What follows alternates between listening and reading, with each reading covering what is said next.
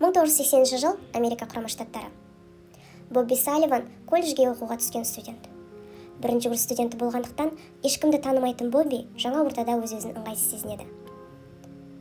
Дегенмен жатақханаға орналасуға бара жатқан жолында қызық оқиға орын алады. Студенттердің бәрі бірінен соң бірі Боббимен бұрыннан таныс адам сияқты амандасып, қал жағдайын сұрай бастайды. Бобби бұл құбылысқа өте таңғалады.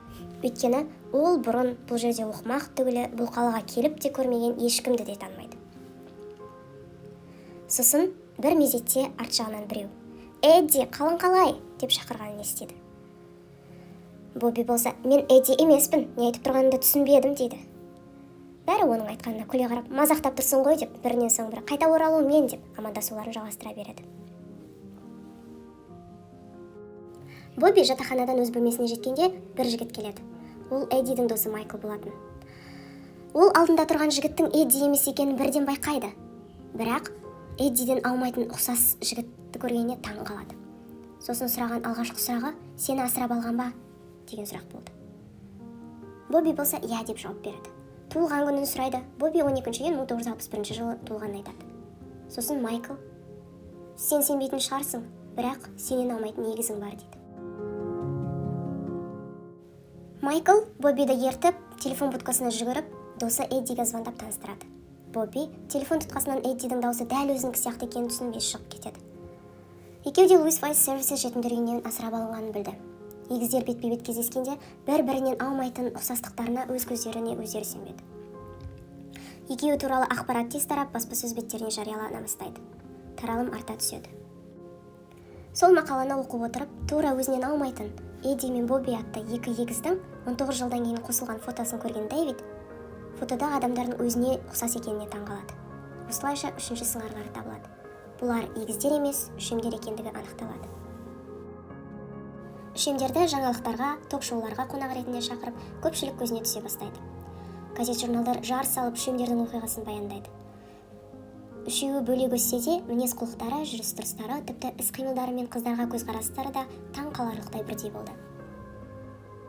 Кейінірек анықталған тағы мәселе үшемдерді 3 түрлі отбасыға асырауға берген.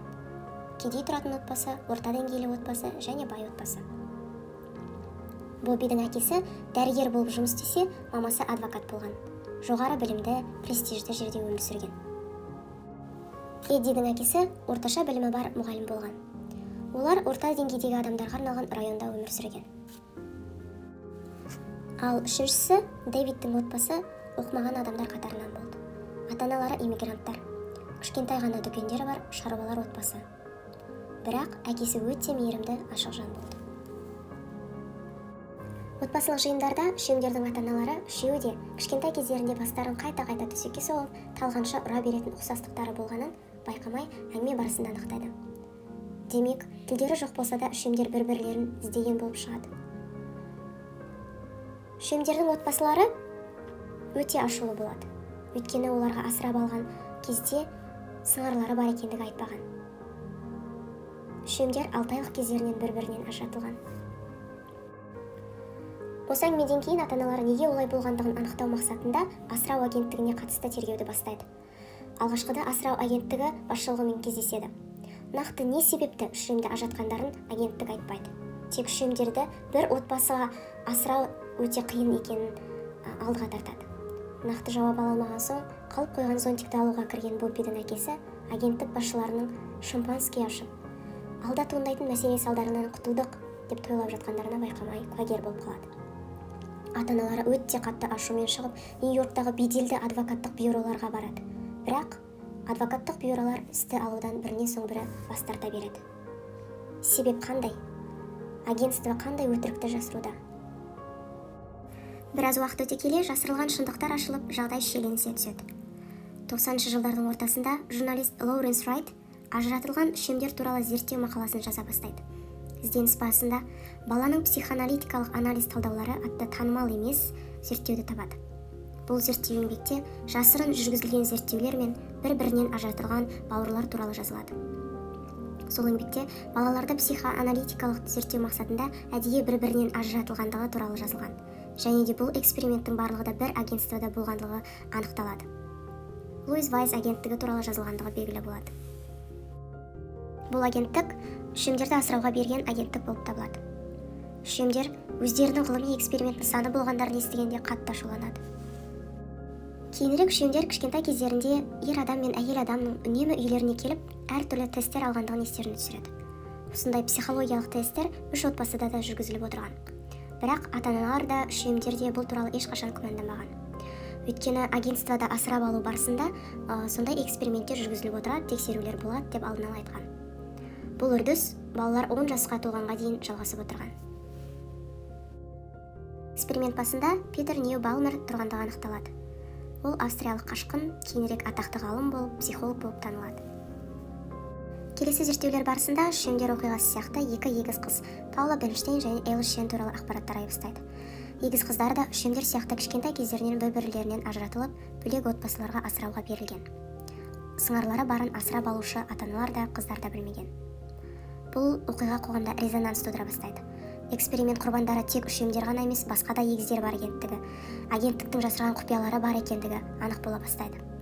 Уақыт өте келе үшемдер ортақ бизнес ашады. Бірақ араларында кикілжіңдер туындап, бір-бірімен тіл табыса алмай, Бобби егіз сыңарларынан кетіп қалады. Бұл жағдай Эддиге ауыр тиеді. Эддидің мінез-құлқында психологиялық ауытқулар анықталады. Өз-өзін өте көңілді ұстап жүретін ашық жарқын бауырмал Эдди ақыр соңында өз-өзіне қол жұмсап тынады. Кейін белгілі болғандай, биологиялық аналарында психологиялық ауытқулар болғандығы анықталады. Эддидің асырап алған әкесі Эддиге қатыгез болғандығына өкініп, өзін кінәлаумен өтеді. Зерттеу барысында осы тектес экспериментке қатысқан егіздердің көпшілігінде сыңарлары суицидпен өмірлерін аяқтағандығы анықталады. Эксперимент құрбандарының саны әлі қанша екені ашылмады. Бобби бұл жағдай туралы былай деді: "Біз араларымыздағы ұқсастықтарды ғана табуға тырыстық. Бөлек ортада өсіп, бөлек мінез-құлық игергенімізді байқамаппыз. Генетика бізді жеңді деп ойладық. Бірақ өскен ортадағы әртүрлі тәрбие өзінің ықпалын бермей қоймайтындығын өте кеш түсіндік. Әдетте кішкентайынан бірге өскен егіздер қандай да бір кикілжің туындаса, бір-біріне жол беріп, тіл табысуды табиғи түрде үйренеді. Өкінішке орай, 19 жасқа келіп табысқан үшемдердің өмірге деген көзқарастары әлде қайда өздері өскен ортаның тәрбиесімен қалыптасып қойғанын байқамады. Соның салдарынан араларындағы кикілжің бір-бірлерінен ажыратты. Психологиялық эксперименттің салдары өмірлеріне кері әсерін тигізді.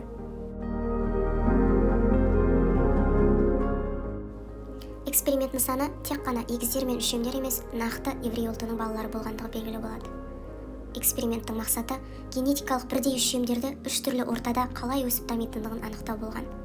Экспериментте асыраушы әртүрлі таптағы ата-аналарды да арнайы таңдағандығы белгілі болады. Тіпті үшемдердің бір жастағы әпкелері бар екендігі де жоспарланған болып шығады. Терең зерттеулер барысында Йель университетінің архивінде 66 қорап зерттеулер мен эксперимент материалдары табылады. Бірақ ол архивті алуға жіберген өтініштер кері қайтарылып нәтиже бермейді. Эксперимент 1960-1980 жылдарда үздіксіз жүргізілгендігі анықталады. Өкінішке орай 80 жылдары үшемдер туралы оқиға жария болғанға дейін бұл эксперимент үздіксіз жүргізіліп отырған. Зерттеу соңына дейін жүргізілмеді. Эксперимент құрбандары болғандардың есімдері толық анықталмады. Әлі қаншама егіздер бір-бірінің бар екендігі туралы ақпараттан мүлдем бейхабар болуы мүмкін.